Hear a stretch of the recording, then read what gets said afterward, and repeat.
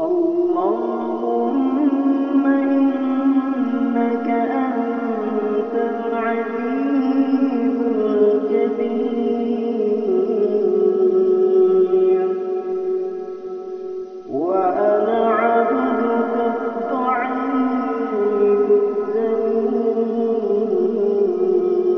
الذليل الذي لا حول ولا قوة إلا بك. اللهم سخر لي كما سخرت فرعون لموسى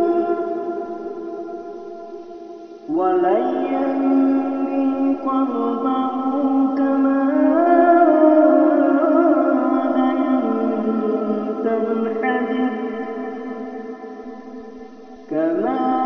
لينت الحديد لداود فإنه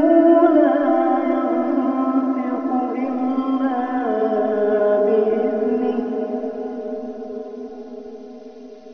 إلا بإذنك ناصية في قبضتك وقلبه